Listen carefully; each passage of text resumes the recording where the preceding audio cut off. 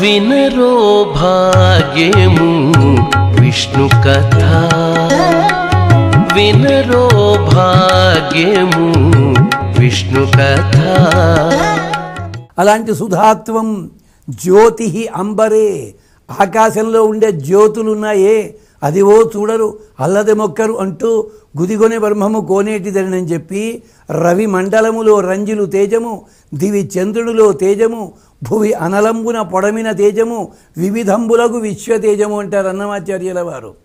అదే త్యాగరాజస్వామి కూడా పరమాత్ముడు వెలిగే ముచ్చటగనరే, ఆ కాంతి అంతా నువ్వమ్మ జ్యోతి అంబరే, త్వం లోకరక్షార్థం అవతీర్ణామహీతలే, నువ్వు పుట్టావని అంటలేదు, అవతరించావు మా కోసం.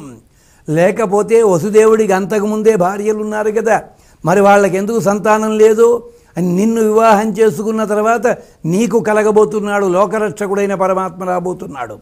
ప్రసీద దేవి సర్వస్య జగతః తం శంకురు శుభే, అమ్మా ప్రసీద ప్రసన్నురాలివిక. ఎంచేతంటే నువ్వు భయపడుతూ సంతానాన్ని కన్నట్టయితే ఈ భయం వల్ల పుట్టబోయే శిశువుకి క్షేమం కలగదు. అందుకని నువ్వు ప్రసీద, ప్రసన్నంగా ఉండు, మా మీద ప్రసన్నత చూపించు, మా కోసమని ఈ కష్టాన్ని భరించు. నిజానికి నీ కష్టం మాకు తెలుసును. పుట్టిన 6 పిల్లలు కళ్ళ ముందు ఆడుకుంటున్న వాళ్ళు వెళ్ళిపోయారా? 7వాడు వస్తాడంటే వాడు సగంలో వచ్చే, సగం కాదు ప్రారంభంలోనే వెళ్ళిపోయాడు. నీ గర్భశోకం మాకు తెలుసును, కానీ ఆ శోకం మరిచిపో, మేము రక్షణ కలిగిస్తాం, మేము ఆశీర్వదిస్తున్నాం.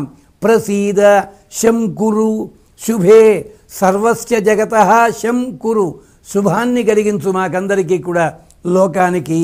ప్రీత్యా తం ధారయ ఈశానాం, అమ్మ నీ గర్భంలో ఉన్నవాడు పరమాత్మ, అందుకని ప్రీత్యా ధారయ. ఒక్క క్షణం ఇక్కడ చెప్తే ఎవళ్ళైనా ఆడవాళ్ళ మనోభావాలు దెబ్బతింటాయేమో తెలియదు, కానీ ఒకప్పుడు పిల్లలు 10 మంది 12 మంది ఉన్నా వాళ్ళల్లో ఎవడో ఒకడే రౌడీగా ఉండేవాడు, ఎవడో ఒకడే మేధకుడిగా ఉండేవాడు.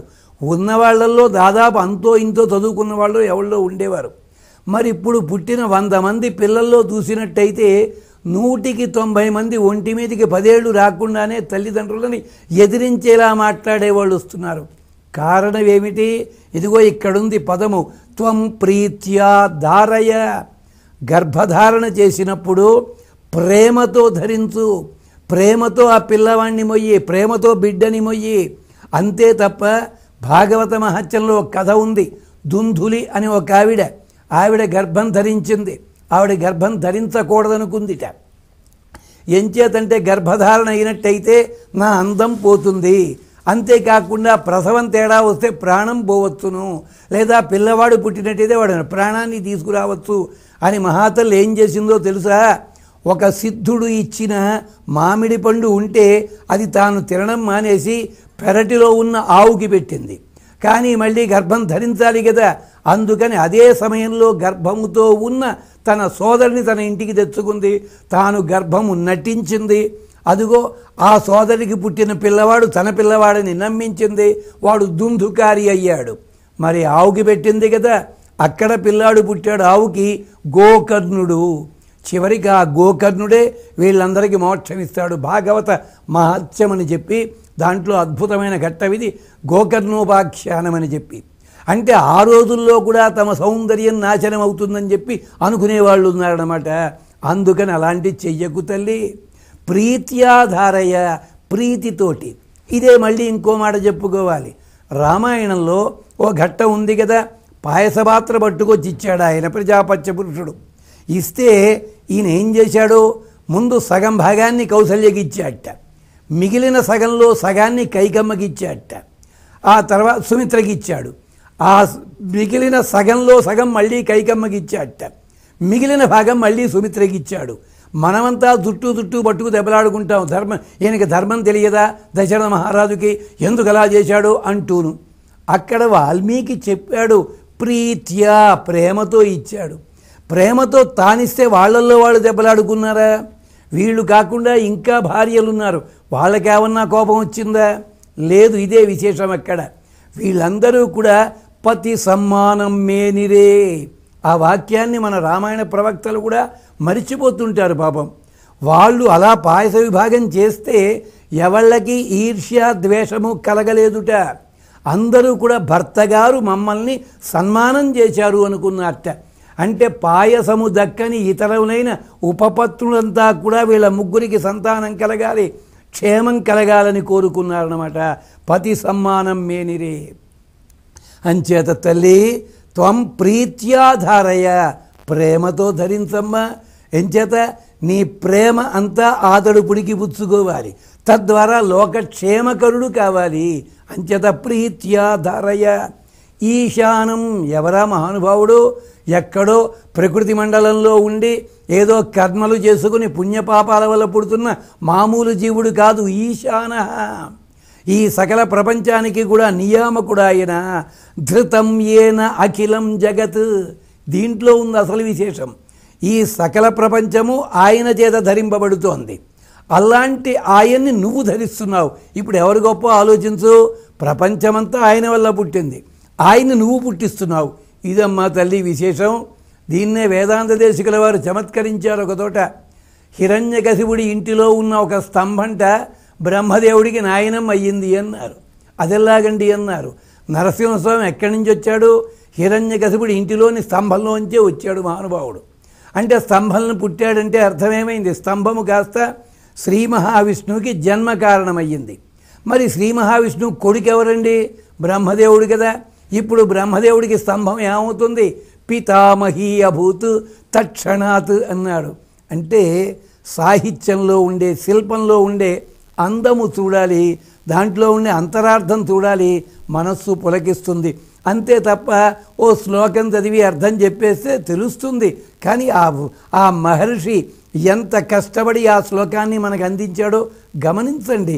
దీన్నే ఋషి హృదయం అంటారు. ఈ ఋషి హృదయాన్ని చెప్పగలిగిన వాళ్ళు గురు శుశ్రూష చేసుకున్న వాళ్ళే చెప్తారంటారు పెద్దలు. అందుకని ప్రీత్యా తం ధారయ ఈశానాం ధృతం ఏన అఖిలం జగత్. ఇది ముగింపు మాత్రమే చెప్పా, ముక్తాయింపులో అన్నారు. మరి దాని ముందు చేసిన స్తోత్రం ఏమిటి? ఆ స్తోత్రం చదివినట్టయితే సుఖప్రసవం కలుగుతుంది. ఆ స్తోత్రము చదివినట్టయితే సంతానమునకు బాలారిష్టములు ఉండవు. ఇది మనకి పెద్దలు చెప్పింది. ఆ స్తోత్రంలో కొంత భాగం చూద్దాం మనం. ప్రకృతిస్త్వం పరాసూక్ష్మ. అమ్మా నువ్వు ప్రకృతివి. ఈ ప్రకృతి ఎవరి వల్ల వచ్చింది? పరమాత్మ వల్ల. పరమాత్మ ఎక్కడుంటాడు? ప్రకృతి లోపల సూక్ష్మంగా ఉంటాడు. అంచేత సూక్ష్మంగా ఉండే పరమాత్మని మనకి దర్శింపజేయడానికి వచ్చిన ప్రకృతి ఇది. అదనమాట భారతీయ సాంప్రదాయం గొప్పతనం ఇది. చెట్టు, పుట్ట, గట్టు, నక్షత్రం, ఏరు ఇవన్నీ కూడా భగవంతుని స్వరూపాలే. అంచేత ప్రకృతిస్త్వం పరాసూక్ష్మ బ్రహ్మగర్భ అభవత్ పుర తతః వాణి జగద్ధాతు వేదగర్భాసి. నువ్వు వేదగర్భవి. వేదగర్భం అంటే వేదమునకు వేదం గర్భంలో ధరించావు. దాంట్లో వచ్చినది మంచి పదం వచ్చింది, ఓంకారము. దానివల్లే కదా బ్రహ్మదేవుడు నిలబడ్డాడు. అంచేత వేదమాతవమ్మ నువ్వు. బ్రహ్మగర్భ అభవత్ పుర. అందుకని నువ్వు బ్రహ్మకు కూడా తల్లివైన దానివి. బ్రహ్మని పుట్టించింది ఎవరన్నమాట? స్వామి. అంతేకాదు ఓంకారము చేత మాత్రమే బ్రహ్మ తెలియబడదగుతాడు. ప్రణవము. ఆ ప్రణవం గురించి ఏదో ప్రమాదం వచ్చినట్టుగా అందరూ ఈ మధ్యకాలంలో మాట్లాడుతుంటారు. ఓంకారం అన్నది ఒక సంస్థానమునకు కాదు, అది 3 అక్షరముల కలయిక. అదిగో ఆ 3 అక్షరముల కలయికైన పరమాత్మని సృష్టిస్తున్నావమ్మా నువ్వు. వేదగర్భాసి అంటూ స్తోత్రం చేస్తున్నారు దేవతలంతాను దేవకీదేవికి. ఆ స్తోత్రంలో ఉండే మరిన్ని విశేషాలు మళ్ళీ మాట్లాడుకుందాం. అంతవరకు సమస్త సన్మంగళాని సంతు. మీ అభిప్రాయాలను సూచనలను మాకు తెలియచేయాల్సిన చిరునామా భక్తి TV, care of Rachana television private limited, road number 92, Jubilee hills, Hyderabad 5,96,000. మా ఇమెయిల్ ఐడి bhaktihyd@gmail.com. మా వెబ్సైట్ www.bhaktitv.in. Phone number 9010222333.